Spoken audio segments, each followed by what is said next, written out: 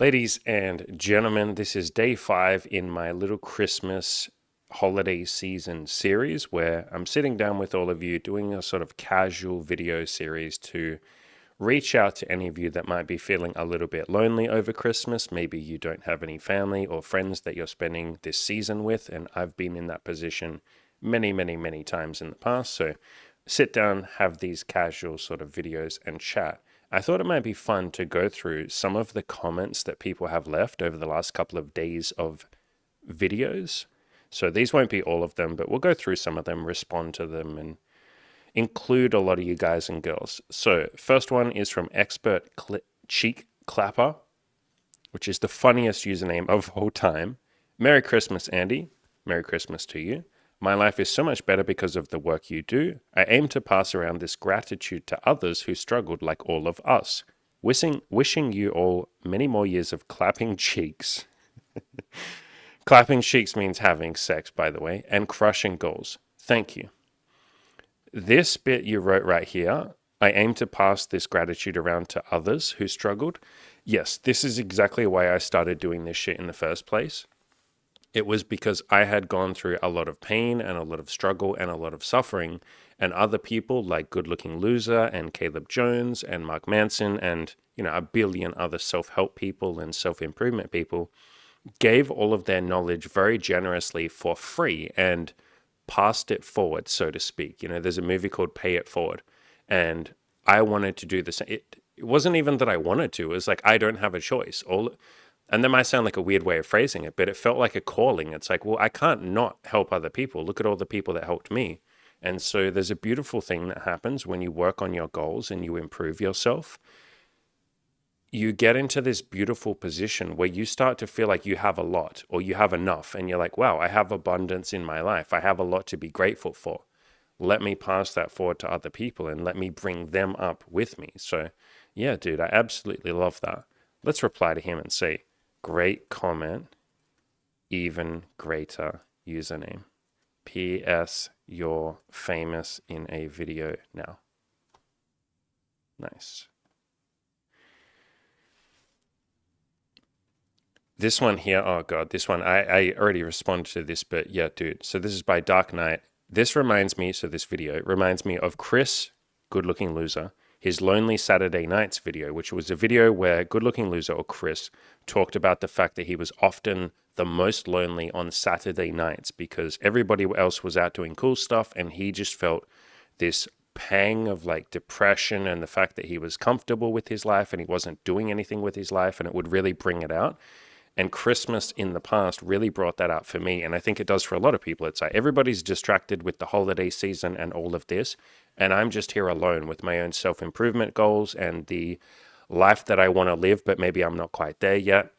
And so Saturday nights and Christmas can be a beautiful mirror that is held up to us to show us like, hey, maybe you're not happy with your life. Do you want to start moving towards it? So he goes on to say, I plan on getting rid of all the tabs that I have had on my computer. Tabs on the computer are basically the main obstacle of why I am not taking more action than I should. And there are no shoulds, but fine, whatever. I overload information in my mind, but I know that real world information is more important than theorizing. Yeah, it's like you can read a million books on improvement or losing weight or talking to women or talking to guys or whatever it might be that you're into, but until you actually go out there and do the thing, it is all just theory. So I used to do the same thing. I mean, maybe you can't see it. Wait, I can show you. It might be hard to see, but see at the top of the screen how I have a bunch of tabs at the top of the page? Hopefully you can see them up here. There's like all these tabs. I do it sometimes too. I open like 20 different tabs on a topic because I want to learn something. I want to research something. But at some point I do the same thing. Maybe like once a week or once every 2 weeks, I just close every tab that I have open. I literally just close them all. And that can be sometimes very challenging because I'm like, but wait, what if I miss out on something? What if there was something that I could have learned or improved? It's like, then you'll go and research it again when you get a little bit further, once you've taken some action. So literally once a week, I will go through, once a week or every 2 weeks, I will close all of my tabs because I do the same shit. I think it's so easy to just bring up a bunch of information, and information is incredibly helpful. Of course it is. I'm literally sitting here trying to give you information, but at some point you want to go out and actually implement that action or that information, or try it out, test it out, see how it feels, and then you can come back and learn a little bit more. I kind of have a guideline, and it's not a hard and fast rule, and make up whatever number you want, but I try and take one-to-one action from research to action. So I try and keep the ratio 1-to-1. For every 1 hour that I spend looking at YouTube videos or reading something or reading a book, I try and implement that or take action on it for 1 hour. So 1 hour of reading, 1 hour of taking action. And I find that works pretty well for me, but you can come up with your own ratio there. So awesome comment from Dark Knight. Spaceman Spiff 2 says, have you talked about the reason why you don't, as in me, Andy, why I don't visit family during Christmas? And I already replied, but it's not that glamorous an answer. The simple answer is I just don't want to. I really like my life, and interruptions to that don't really make me happy. I visited my family a few times for Christmas, like many years ago, and I would find that I would really enjoy seeing them for a couple of days, maybe like 2 or 3 days, and I would just love it to bits. And then after that, I'd be like, okay, this isn't what I want to be doing. I love my family to bits. I'm very close to them. I adore them. They are so unbelievably loving and kind and generous and just beautiful human beings. But I want to work on my goals. And yes, you can take action while you're with your family, obviously, but it's a lot harder for me to record content when I'm with my family. It's not as easy as sitting down in front of this microphone and just hitting the go button and recording. And so I do start to feel a little bit after a few days that it's like, this isn't how I want to be spending my time. So that's generally speaking why I don't. So it's not any more exciting than I just don't want to. And as I said to this guy, I talk to my family like once a week sometimes. If not, then it's like once every 2 weeks. I think the longest I've ever gone is like 3 weeks without calling my family. And we tend to talk for like hours on the phone. Like I said, I adore my family to bits. So it's not any more exciting other than just, I don't want to. Dark Knight 526, again, says, a lot of YouTubers, well, probably not a lot, say that they exaggerate their personality by 10 to 20% when filming. Probably true, but with what you were going on. Yeah, so, I mean, I try not to exaggerate. I won't say I exaggerate my personality. If anything, I slightly tone it down. I don't know, I don't tone it down.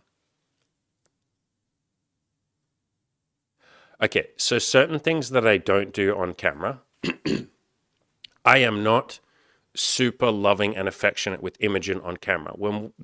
Because you guys probably wouldn't want to, it's not that you wouldn't want to, but like, how interesting a video would it be if I just sat there and stared into Imogen's eyes for like 2 minutes until she starts crying with joy, and then I cuddle her, and then I'm like, I love you so much, honey, and I'm so grateful for everything, and this is such a beautiful relationship. And then I gently stroke her face and I say, thank you for everything you've ever given me. And she says, thank you for everything you've ever given me. Like, that shit's the private stuff that we do, so I'm probably not going to do that on camera. I'm obviously not going to do anything sexual with her on camera.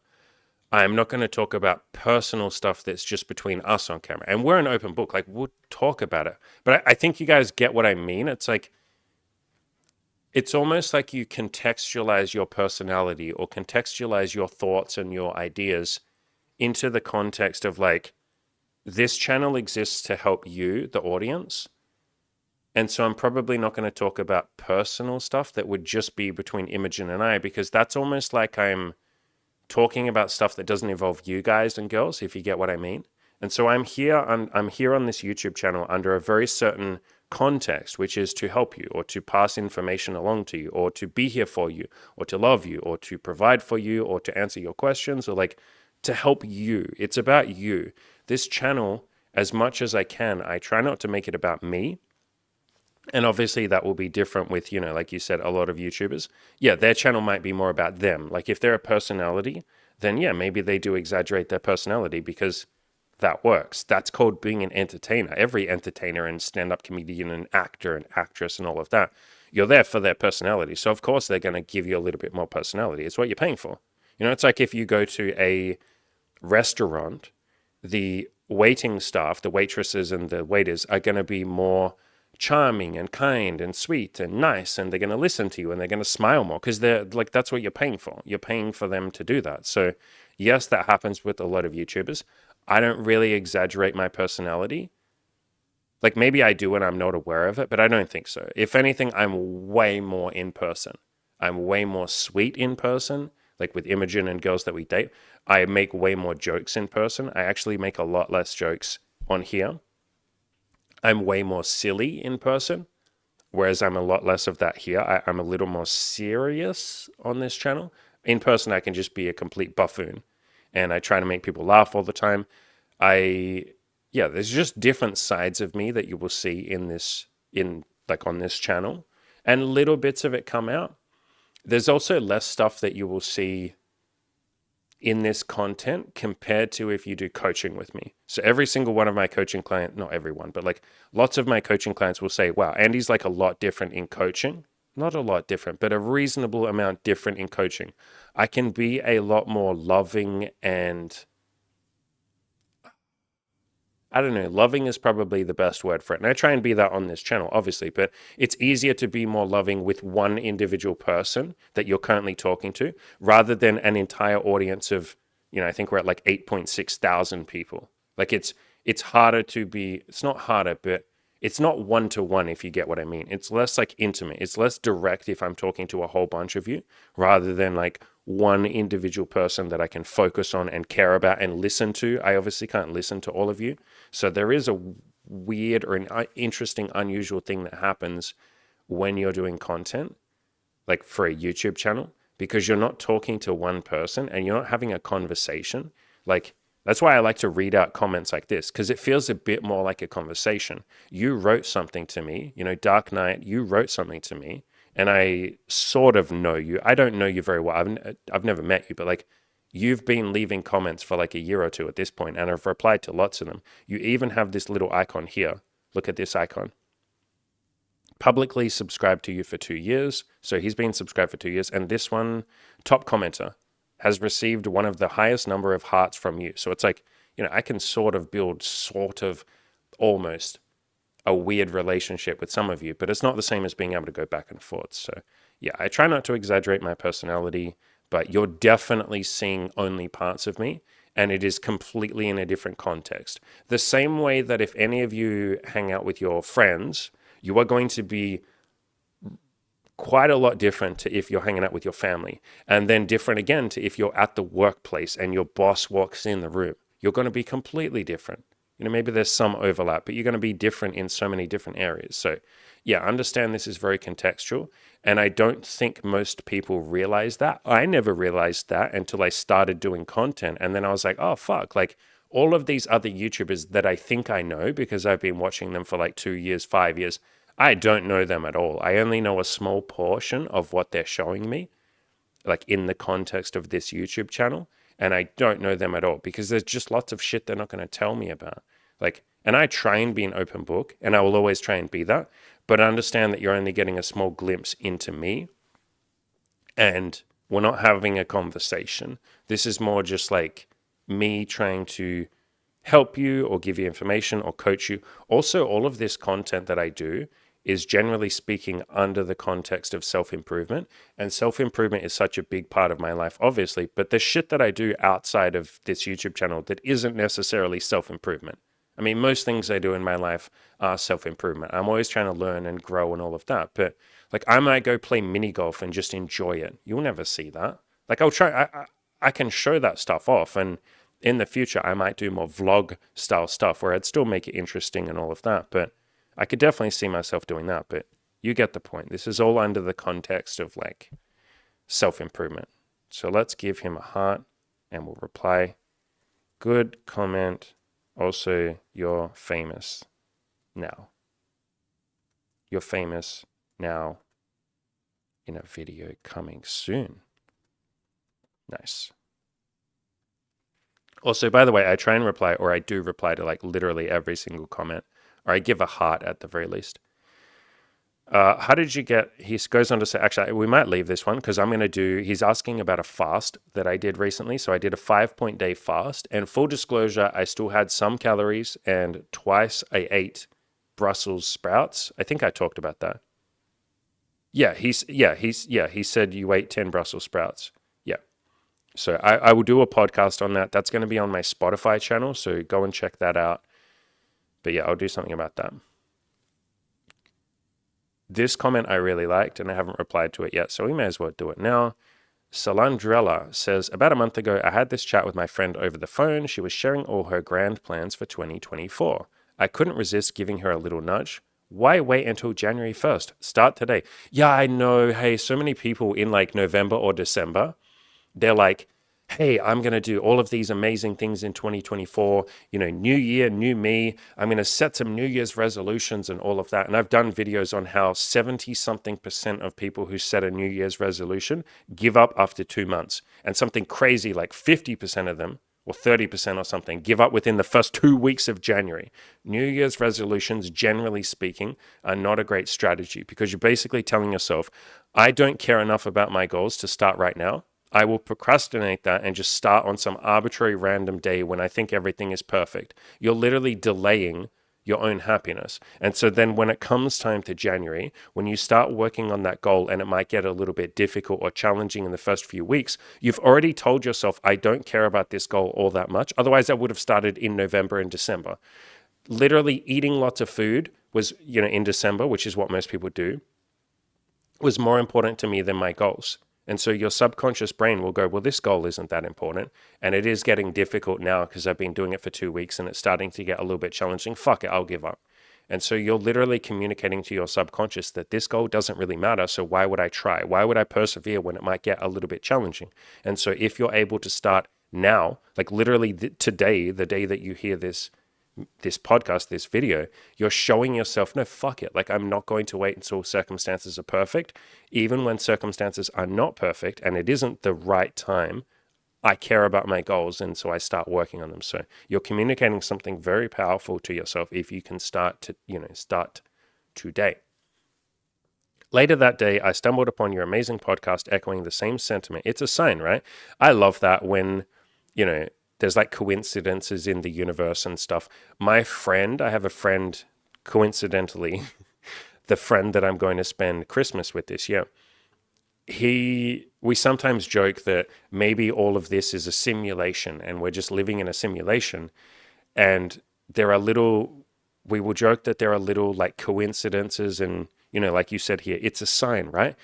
We joke about that and we say that's the simulation or whoever made the simulation giving you a little wink. They're giving you a little sign. They're winking at you. They're saying, hey, I put this in there for you. Did you notice? And so we call that a simulation wink. So yeah, if you're telling your friend, why wait until January 1st? And then that same day you see my podcast saying the same thing. It's like, that might be the simulation giving you a little bit of a wink and saying, hey, I got you. So I've been celebrating Christmas solo for the past 3 years. Surprisingly, it's been a blast. I love that. It's given me the perfect chance to focus on moi, or me, and maybe indulge a little or a lot while still working on my goals. So this list is for all the Christmas solo warriors out there. Flowing through my daily routine, exploring oven-free festive recipes, taking a moment to read those charming information cards at the local botanical garden, learning about different flower species. Fuck yeah. I love botanical gardens. You have no idea how many botanical gardens I've been to in my entire life. I am so obsessed with them. I love like museums and heritage museums and stuff like that as well. My God. Art galleries. Oh my God. Tinkering with some of my photos to share as stock images. That's cool. I knew a guy back when I was into photography. I knew a guy who took like thousands of stock images and was making like enough money to survive off of that, like passive income. Stock images is something where, generally speaking, if you want to make enough to survive, you have to have like tens of thousands of photos, but you can just build that portfolio up. And the good news is that's like passive income forever. Though I do often wonder how the AI art, like generation stuff, is going to affect that. But it's interesting. Adjusting my sleep routine just a bit to catch the sunrise, that's cool. Sunrise here is at like 4:30 a.m. right now. Actually, earlier than that. It's like 4:20 or something. So, fuck yeah, I love the sunrise. Relishing fika. Let's look that up. What the hell is fika? You say like a Swede, so let's see what that is. Some sort of food. SwedishFood.com. Oh, this looks amazing. What is this, like a croissant? Like a weird circle scroll. These are cool. The bizarre history behind Fika. What's this bizarre history? We're going down a rabbit hole, ladies and gentlemen. What is this? Sweden's mandatory coffee break. No one loves their afternoon coffee quite like the Swedes do. What about Italians? Italians love a coffee. This gathering, otherwise known as fika, describes the act of having a coffee socially with friends, family, or co-workers. Swedish pastries. All right, so where's this bizarre shit?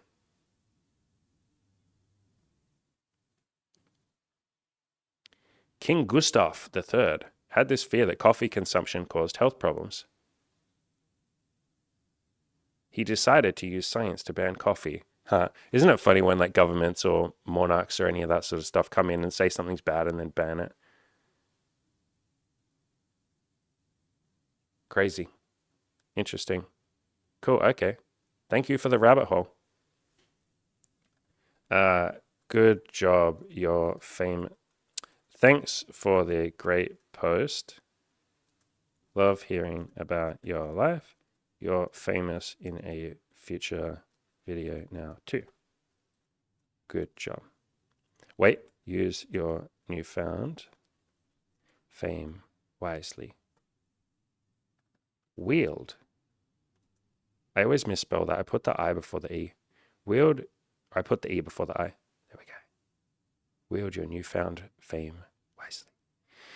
Mowing927 says, yeah, first Christmas alone this year. Sad face. And I have to go in a little bit because I got my group coaching calls in a second, but we'll hang out for another 15 minutes.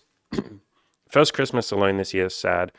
As I said, do something kind for yourself if you want to, you know, something to make it a kick-ass day.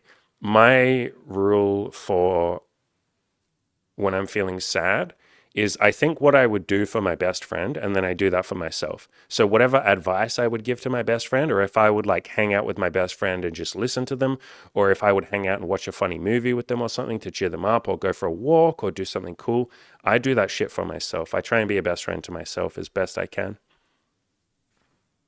Fabio Success 2895 says, super excited to get to see my family. That's awesome. One goal I'd like to have is to let loose. I'm used to having an analytical mindset and think of things in logical order. You and me too. So my goal while I'm with my family is to be spontaneous, make jokes, even corny ones. I could always add lime and tagine to it later. That was a corny joke. And just be in the present. Maybe I'll even try meditations again or something to ground myself. Yeah, I actually did a podcast a while ago of like how to have a sense of humor and like how to make jokes. And the advice that I gave was just be open to humor. So you don't have to like think of making jokes. You don't have to like try and be funny. Instead, just be open to funny situations. In other words, notice funny things. Like if you look around you, there's something funny happening everywhere. There's funny shit everywhere. In other words, this is called observational humor. It's what people like Jerry Seinfeld do. You just look around and you notice shit.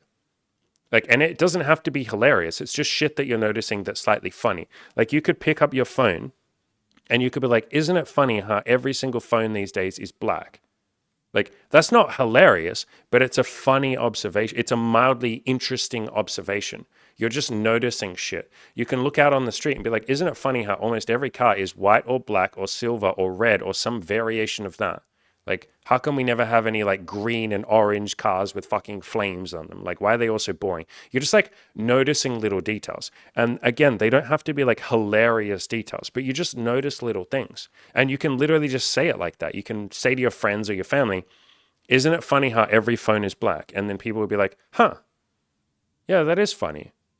Why are there no like fucking red phones? Why are they all so bloody boring? When did we become so boring? This is meant to be an accessory, and yet we're all so bloody boring with the accessory. And then we try and find a phone case to make it a little bit more interesting. But man, why are the phone manufacturers making them so boring? That's not hilarious, but it's mildly amusing.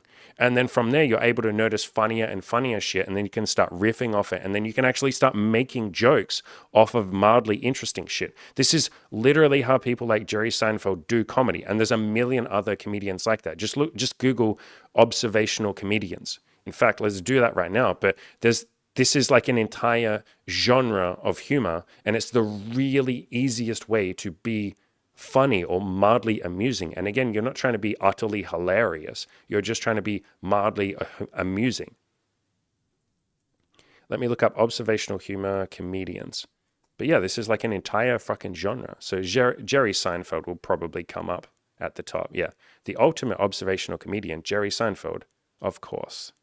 George Carlin, yeah. Bill Burr, yes. Dave Chappelle, Richard Pryor, Ricky Gervais, yeah. Norm Macdonald. Oh my God, I love Norm Macdonald. Shout out to any other Norm Macdonald fans out there. Chris Rock, Eddie Murphy, yeah. Like this is maybe the most popular form of observational comedy or observational humor.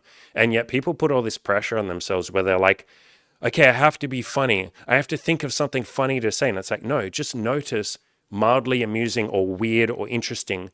Interesting is another good way of looking at it. Interesting things around you. And there are a billion interesting things around you right now. Literally. Like the entire world is a fucking joke if you're able, and I mean that in a beautiful way. It's a fucking joke if you're able to look for those mildly interesting, funny things around you. So yeah, make some more jokes. In terms of, I'll try meditation again.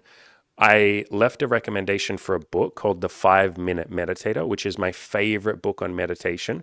A lot of people try meditation and they say, I just couldn't do it. You know, my mind was racing at 1,000,000 miles an hour. I couldn't stop thinking.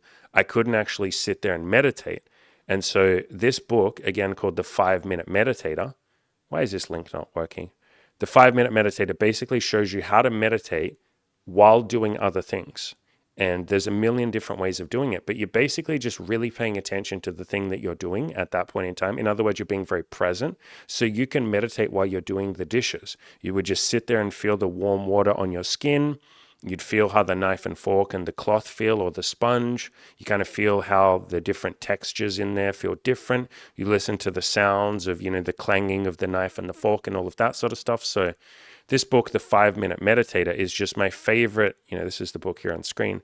My favorite book on learning how to meditate if you've tried it before and really struggled with it.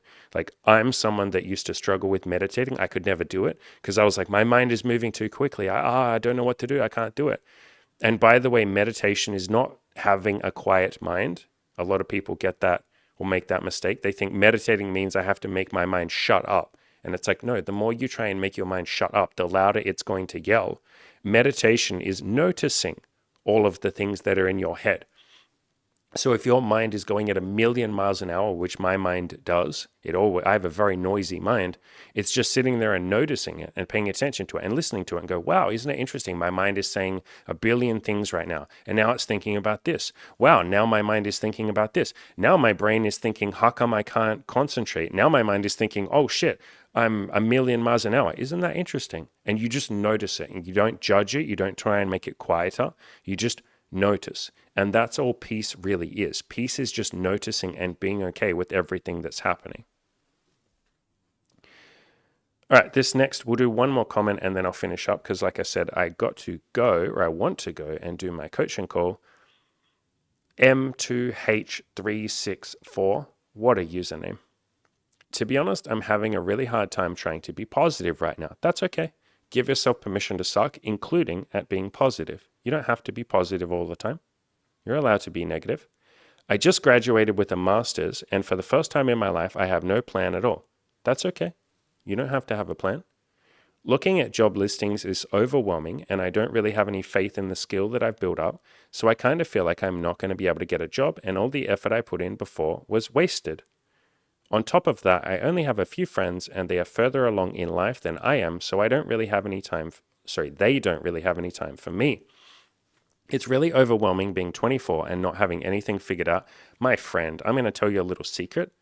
Nobody has anything figured out, including me, and I'm 36. Now, lots of people will pretend and tell you that they have things figured out, or they might have a lot of pride and ego, and they will tell you, yeah, I know what I'm doing. And then life will give them a big test, or life will change, and all of a sudden they'll go, oh, fuck, I don't know what I'm doing anymore. Maybe they'll get cancer and go, oh, fuck, help, I don't know what I'm doing. So lots of people will pretend and will think and will tell you that they know what they're doing. But the big secret of life is nobody knows what they're doing and nobody has anything figured out, including me, especially me. I'm just more honest about it. I will tell you, I don't know what I'm fucking doing. I'm just taking things one day at a time. And this pressure that you're putting on yourself, this pressure that we often put on ourselves to have things figured out and, have a plan and know what we're doing and not, as you said here, not waste our time. Have to make sure I haven't wasted my time. All of this is a lot of pressure. What if you just took away all that pressure and, as I say all the time, gave yourself permission to suck? What if you just rewrote this entire paragraph or don't rewrite it, but like take this entire paragraph and say, I don't know what the fuck I'm doing. I'm a bit of a mess. Cool. What do I want to have for breakfast? I'm a complete train wreck and I have no idea what the fuck I'm doing in life. Cool. What should I do today? Should I go sit on the beach? Should I read a book? Should I hang out with my friend? Do I want to go to the gym? Like if you just accept everything that you've written here, it takes away all of the suffering. The reason that you're suffering with all of this and the reason that any of us suffer is because we write all of this. And this is such a beautiful post, by the way. Good job writing all of this and being this honest. But we write all of this and then we say, and this is the one sentence that you haven't put in here, but it's the one sentence that's in your brain. After you wrote all of this, the very next sentence that you didn't write is, and I shouldn't be like this. You said, I'm having a tough time. I'm not being positive. I don't know what I'm doing with my life. I feel overwhelmed. I don't have any romantic prospects. I can't even cook properly. I've been in the self-help space for years and I don't know the answers. And I should have my shit together. That last sentence is the actual bit that hurts. If you took that away, if you just said, I'm a complete mess and I don't know what the fuck I'm doing, and that's okay, there wouldn't be any suffering. If you just said, I don't know what the fuck I'm doing, but that's okay, there'd be no suffering. Or if you said, I feel overwhelmed, I have no idea what the fuck I'm doing, I don't have any romantic prospects, but I'll figure it out. Or I won't figure it out, and that's okay too. Then there would be no suffering. And so it's this pressure that we put on ourselves that we say, I'm a complete mess and I shouldn't be. I don't have my life figured out, but I should have it figured out. I don't have any romantic prospects, but I should have some. It's that should, it's that expectation, it's that pressure. That's the bit that hurts. I wish I could say more to this. I know this is a big post where you've poured your heart and soul out, but I really do want to go. Otherwise, I'll be late for my group coaching course. So I would love to say more on this. Maybe I'll come back. I don't want to promise that. I can't promise that I'll come back, but it's the pressure that you're putting on yourself or that we put on ourselves. That's the bit that hurts. That's why one of my biggest philosophies is give yourself permission to suck. It's why I say this all the time. The message that I'm trying to get across to all of you is you are okay. And everything is going to be okay, even if you are a complete fucking mess. In other words, it's okay. Another way of phrasing that is, it's okay not to be okay. This whole post that you wrote is you saying, I'm not okay. And then I would hear that, like me, Andy, I would hear that. And if we were on a coaching call or something to you, or if I was your friend, I'd be like, that's okay. What would you like to do about it? What would you like to do next? It's okay to not be okay. It's okay to be a complete mess. It's okay to not have any idea what you're doing. It's okay to not be positive. It's okay to feel like a fucking train wreck who has no idea what he's doing and no job prospects and no romantic prospects.